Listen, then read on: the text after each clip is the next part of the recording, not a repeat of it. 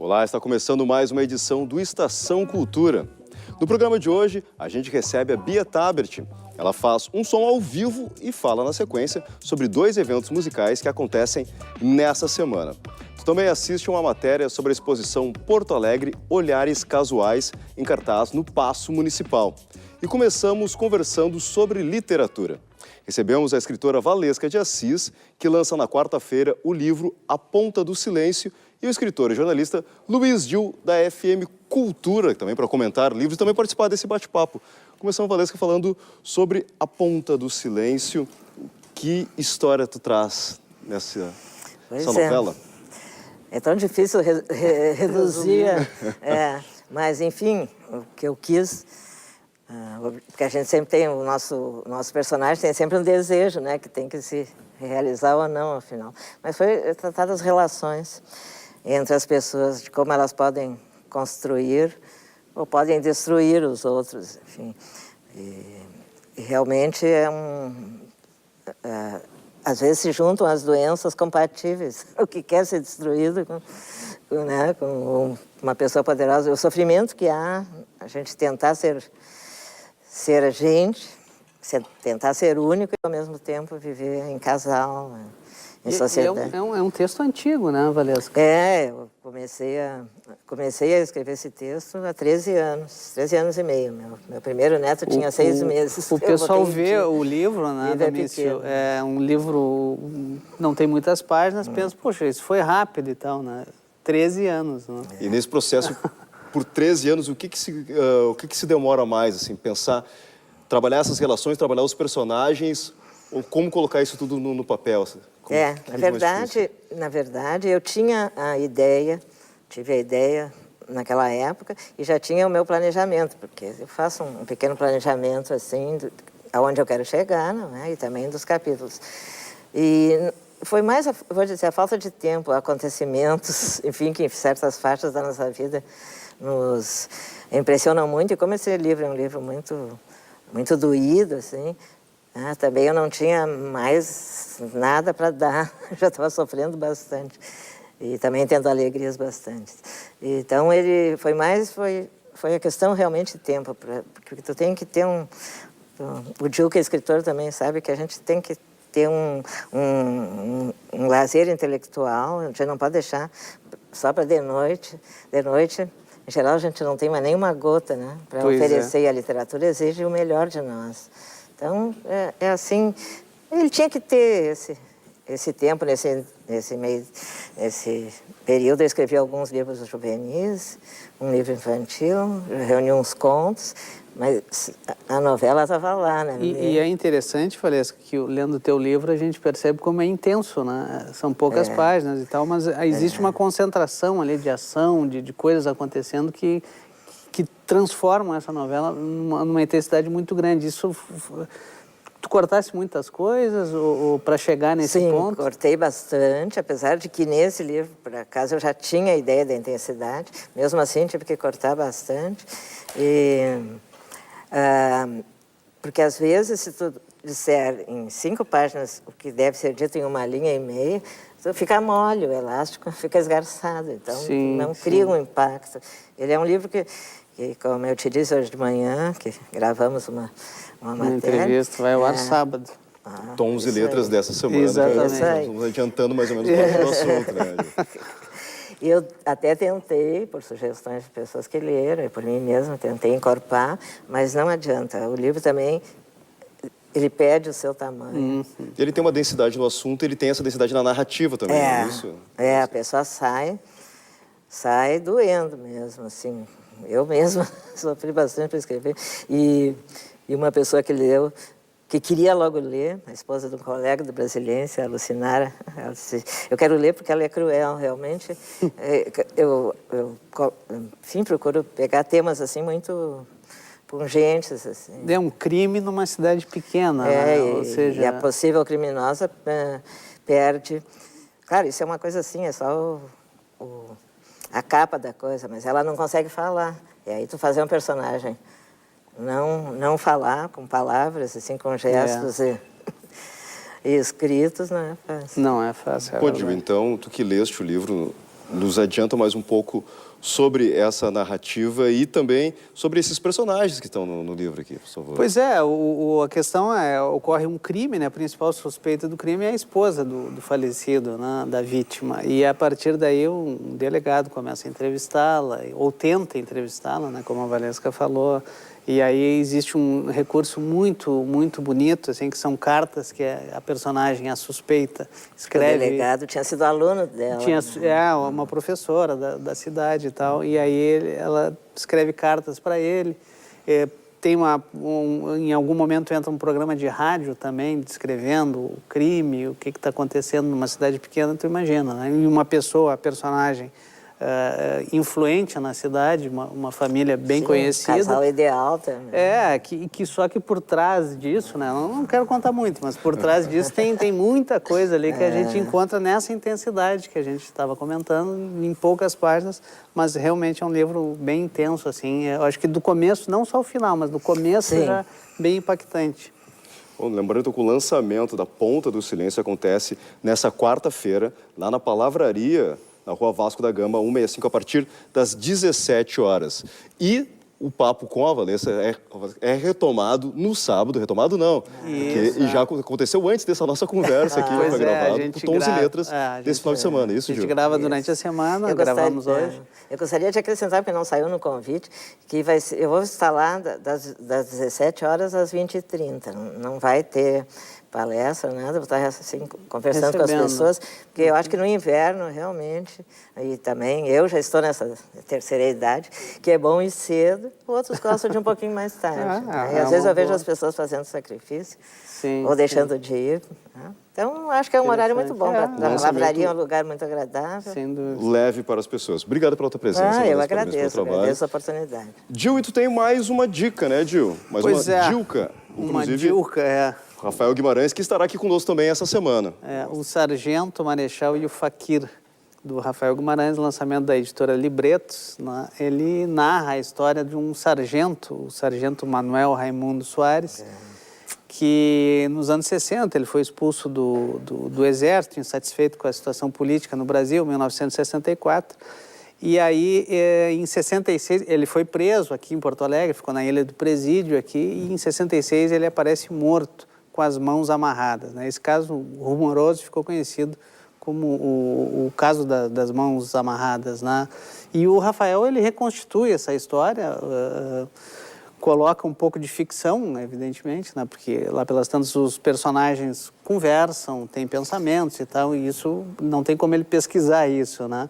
Então ele colocou um pouco de ficção nessa história, mas que é um relato desse caso, a partir das pesquisas que ele fez, como tu mostraste ali, inclusive tem uma série de fotografias dentro do livro relativas a esse episódio. Então, misturando... Bom, o Rafael vem aqui daqui a pouco, nessa semana, e a gente fala um pouco mais sobre isso. Eu participei desse enterro. Foi uma das coisas mais emocionantes da minha vida de estudante universitário. E completando 50 anos o caso, não? Isso, fato.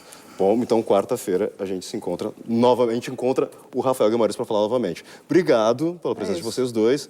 E, Gil, nós nos encontramos na semana que vem para Até lá. Até lá. Abraço. Bom, agora artes visuais. Está em cartaz no Paço Municipal a exposição Porto Alegre Olhares Casuais, da artista Suzel Neubark. Paisagens urbanas que definem a estética das cidades e habitam a memória coletiva. A mostra nasce de levantamentos fotográficos de lugares significativos para a artista Suzel Neubark. É importante, né, ter esses marcos, essas referências, né? Eu acho bem importante. E eu até fiz assim os tríplices, as repetições, porque eu vejo assim, muitas vezes tu passa a ver uma vez, tu passa a ver outra vez. Então, daqui a pouco tu fica com isso marcado, né? Então, muito disso que eu faço essa repetição, né? A gravura através da pedra. É o trabalho em cima da pedra, lixa, bota uma gordura, a gente desenha com a gordura, faz um processo químico, lixa, raspa. E na hora da impressão, sempre é uma surpresa. Tu nunca tem o domínio da técnica. Tu pode trabalhar bem com a técnica, mas sempre é uma surpresa a impressão.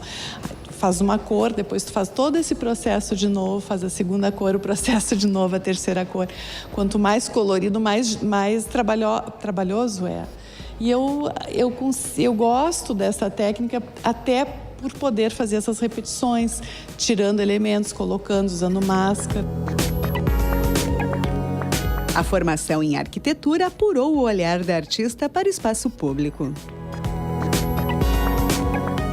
Eu tenho trabalhado cidades em geral pela arquitetura, que eu fiz a Faculdade de Arquitetura e Urbanismo, e sempre me interessou o espaço versus pessoa em construção, edificação, praças, monumentos, e muitas vezes se perde, né? E é tão importante para construir a sociedade, para construir a cultura de um local, de uma cidade.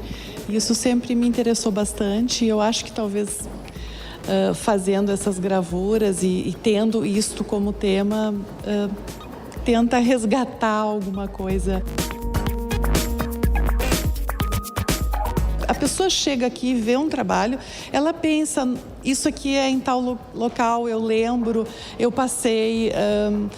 Tem uma pessoa, por exemplo, Açorianos, tem uma pessoa que me disse assim, quando eu passo no Açorianos e vejo aquele monumento, parece que eu estou vendo ele sempre mudar de lugar. Então, nisso eu tentei colocar o que tu vês, né? Muitas vezes as pessoas veem ali, tá na memória, tá?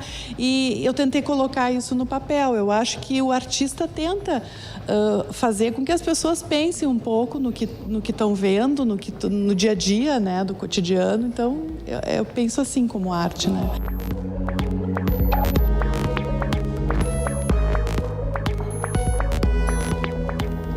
Estação Cultura vai para um rápido intervalo e, na volta, nós falamos sobre a campanha Por uma Cidade Mais Colorida da Casa Cultural Tony Petzold. Antes, a gente escuta a música da Bia Tabert e também no segundo bloco eu converso com ela sobre os 2 shows que acontecem nessa semana. Contigo, Bia.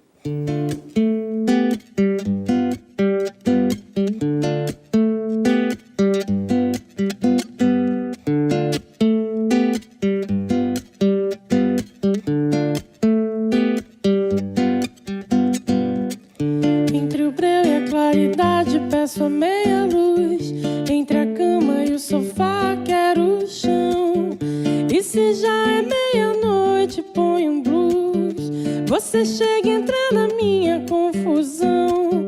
Entre meu peito e o teu, só um cordão balançando no vão entre nós.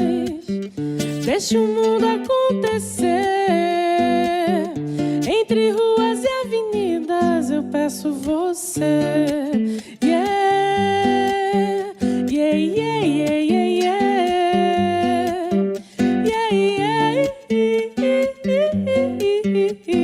yeah, yeah, yeah, yeah. E depois, por favor, me traga um copo d'água. E depois, por favor, me traga um copo d'água. Entre eu e a multidão quero 2. Entre perder e ganhar o empate. Entre meu movimento e teu a sintonia. E eu admirando as estrelas. Lá de longe o telefone tocou. Deu pra ver que o jogo terminou. Deixa o mundo acontecer. Entre muros cinzas eu peço você. Yeah, yeah, yeah, yeah, yeah, yeah, yeah, yeah, yeah. E depois, por favor, me traga um copo d'água. E depois, por favor, me traga um copo d'água.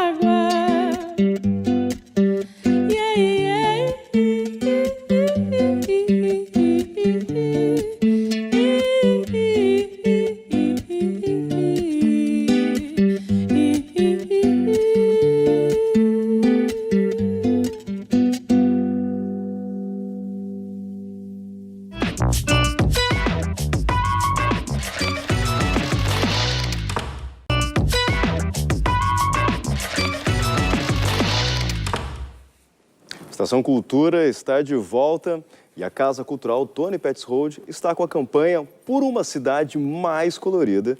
E a Thaís Petzold está aqui para falar um pouco sobre esse projeto para revitalizar, podemos dizer, aquele espaço, aquela construção arquitetônica que é muito bonita, né? E super tradicional, mas tornar ela meio que uma obra também da cidade, uma obra de arte para a cidade, isso? Sim, também é uma parte do projeto, né? O projeto por uma cidade mais colorida, ele não é só especificamente algo físico, né, como cores, uma arquitetura belíssima, né, que a gente tem naquela região ali da Cristóvão Colombo e todo o entorno ali ainda tem muitas casas antigas com 100 anos ou mais e que não são vistas e muitas vezes não são valorizadas e correm sempre o risco de desaparecerem. Estão vendo algumas imagens, nesse caso agora, do interior da casa, dos espaços que a casa tem, né? Muita gente não tem nem ideia de que aquela pequena casa possa ser um espaço tão grande, né, por dentro. E com aulas e tem gente dançando lá. Então, essa campanha por uma cidade mais colorida, então, começou pela fachada da casa, né? Por estar valorizando esses espaços antigos que a gente ainda tem na nossa cidade, compreendendo que são espaços que nos caracterizam como indivíduos também, porque eu, pelo menos, sofro a cada prédio que me constituiu e que eu vejo desmoronar, né? Como se referências da cidade e da arquitetura, elas começam a desmanchar à medida que novas e novas e novas construções aparecem e não se tem o cuidado e a delicadeza de valorizar o que já existe. Né? Isso não é algo apenas que está acontecendo com a arquitetura da nossa cidade ou do nosso país ou do mundo como um todo, mas muitas vezes isso acontece como um reflexo interno, né? De desmoronar culturas, né, que são milenares, para dar lugar sempre ao novo, ao tecnológico, e não perceber que as duas coisas sendo dialogando, né, a história e a inovação, o diálogo entre as duas é o que pode realmente potencializar a humanidade. Nessa ideia tem um projeto então de um artista pensando a fachada. Tem a ideia de um artista, esse artista se chama Paulo de Araújo, ele olhou a fachada, ele é um artista que trabalha com muitas cores, então ele gosta do trabalho dele de usar cores, né? E ele olhou aquela fachada e fez esse projeto. Foi feito em janeiro o projeto, né? Da fachada. E para executar esse projeto, aí vocês estão com essa campanha. A gente está com uma campanha, o projeto ao todo, ele custa perto de uns R$5.500, R$6.000. É bem enxugado, né? Porque tem toda uma questão também, quando a gente começa a mexer, né? Ainda mais numa casa que tem mais de 100 anos, quando começa a tirar a tinta da fachada, começa a cair o reboco, e aí o reboco já aparece os tijolos, e aí a gente tem que estar... Um projeto, uma reforma que sairia tanto, sempre acaba saindo pelo menos 50% a mais, né, do que o valor.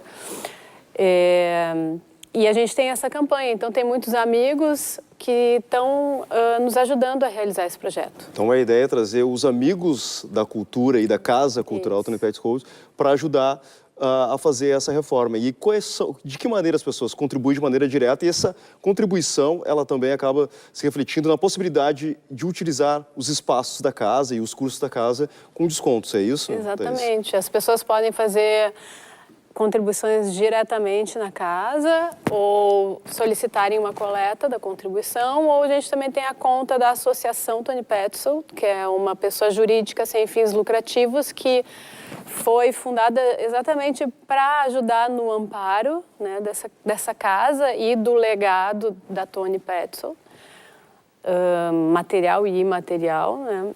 Então, tem essas três formas de possibilidade de contribuição: coleta, entrega diretamente na casa e por depósito em conta bancária. Tem as contrapartidas, que quem quiser pode solicitar, que daí é desconto em aulas, poder alugar alguns espaços com maior desconto do que o preço normal. E, principalmente, eu acho que a maior contribuição que as próprias pessoas ganham é poder participar disso, né? Eu acho que a beleza que a gente está tendo naquele lugar ali, quem passa pela rua e olha aquela fachada, chega a se colorir por dentro. Né? E a ideia do projeto toda é essa, né? A possibilidade de nós termos novamente a capacidade de sermos coloridos, né? De sonharmos mais, de termos um cotidiano mais colorido. Então tá aí o projeto para uma cidade mais colorida da Casa Cultural Tony Pettis. E tem até Pokémon lá dentro. Podem até caçar. Nesse momento, né? Então o Facebook da Casa Cultural lá ajuda vocês a condensar algumas informações. Obrigado pela tua presença. Obrigada a vocês. Boa sorte para vocês. Obrigada. Certo? Agora um pouco mais de artes visuais. A mostra Humanoides, do artista plástico Jorge Sbon, está em cartaz na Pinacoteca da Júris. Confira. As obras em gravura, em metal e litografia tomam por inspiração uma concepção própria do artista Jorge Sbon, questionando a possibilidade de um mundo paralelo habitado por seres que lembram os humanos.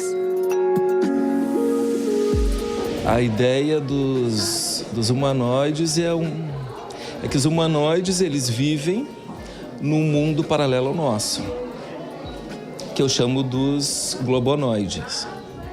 E é um mundo que é muito parecido com o nosso mundo humano, só que é um mundo paralelo, um mundo orgânico, que eu chamo dos organoides. Essa técnica, a litogravura, ela é feita, ela é desenhada na pedra, que é uma técnica já muito antiga. E tem alguns trabalhos aqui também em gravura em metal. Mas os humanoides, os globonoides, são litografias.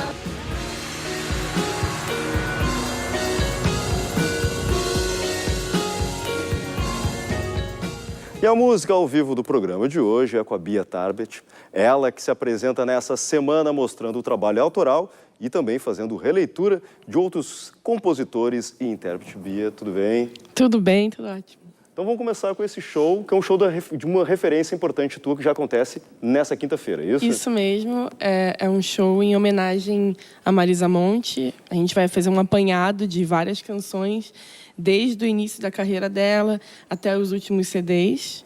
São 16 músicas. Aí eu vou chamar algumas participações especiais para cantar comigo também, alguns amigos. E é um show entre amigos. Eu adoro sempre estar entre amigos, fazer música com amigos é a melhor parte. Esse é o projeto Releituras, que acontece no Carmelita, na quinta-feira. E entre esses amigos, Isso. Quem estarão por aí? Na verdade, o projeto Releituras é um projeto de produção do Ricardo Cordeiro, que é um grande amigo meu, compositor também, e ele começou com esse projeto desde o início do ano. Então, eu sou uma das convidadas do projeto dele.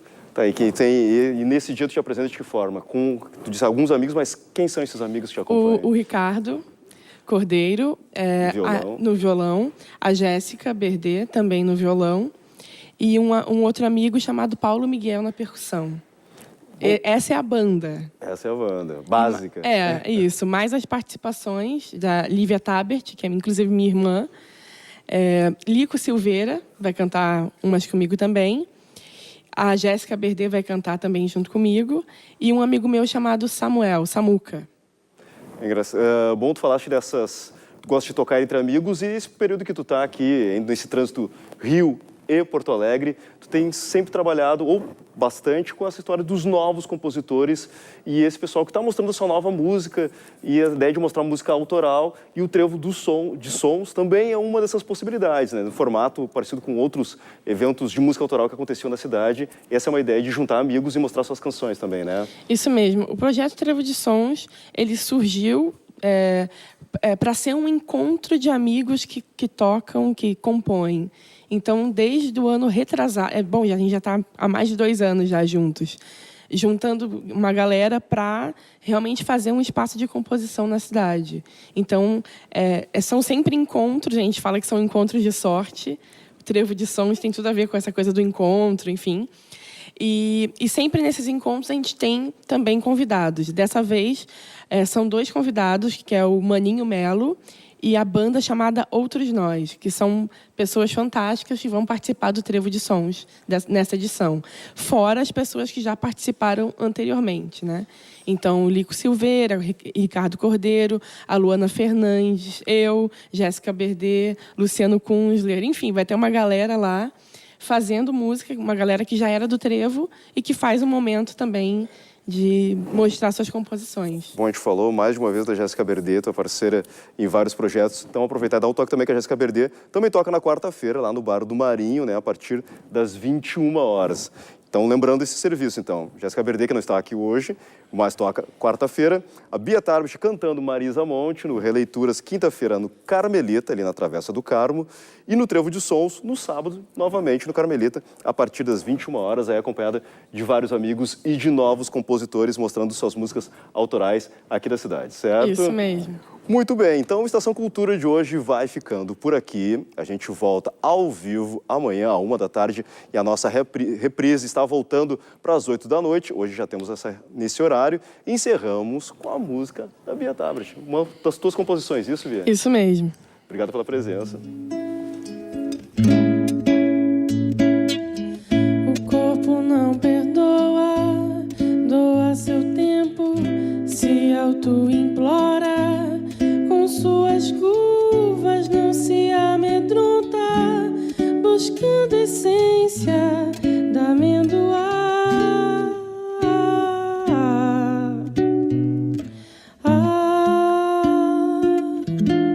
Perfuma a flor que desabrocha livre e não se prende em coreografia.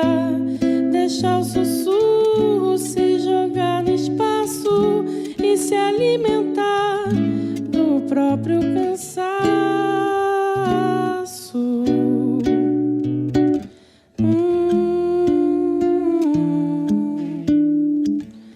Eu mesma que me levo, aconchegando os dedos no vestido, testemunhando aquilo que revelo, até não mais aguentar.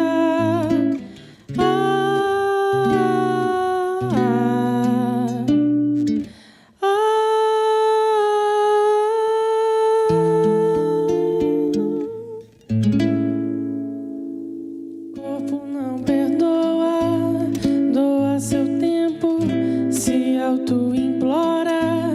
Com suas curvas não se amedronta, buscando essência da amendoá.